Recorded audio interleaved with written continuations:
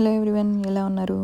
So టమాటా పచ్చడి అండి. టమాటాలు, నూనె, పసుపు, పచ్చిమిరపకాయలు, కాసింత కరివేపాకు, ఫ్రెష్గా తరిగిన కొత్తిమీర, పుదీనా, కరివేపాకు వేసుకొని కాసింత జీలకర్ర, కచ్చాపచ్చగా దంచిన వెల్లుల్లిపాయలు వేసుకుంటే ఇంకా బాగుంటుంది. సో పక్కన కాసిన నువ్వులు వేయించుకొని వేసుకోవాలి. హై కాల్షియం ఇంటేక్ ఉన్న ఫుడ్ ఇది. సో పిల్లలకు కూడా ఎలా అయినా వాళ్ళకి ఫుడ్లో ఇచ్చేస్తే కాల్షియం డెఫిషియన్సీ కాస్తైనా తగ్గుతుంది.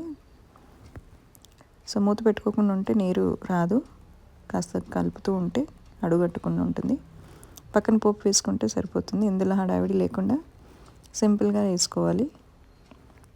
కాస్త దగ్గర అయ్యేటప్పటికి మూత పెట్టేసుకుంటే పచ్చడికి ఇంకా కాస్త తొందర మగ్గుతుంది. ఇప్పుడైతే నీరు ఎక్కదు.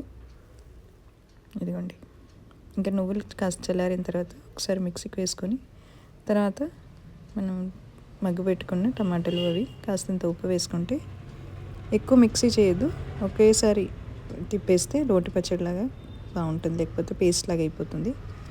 ఇదిగోండి, ఇట్స్ రెడీ.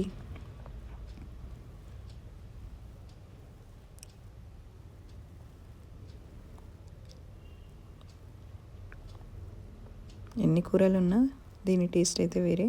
అటు ఈ చలికాలంలో పచ్చడితో మొత్తం అన్నం తినేసేయచ్చు. సో మా వారి favourite recipe. Thank you for watching. మీరు ఇలా ట్రై చేసి చూడండి.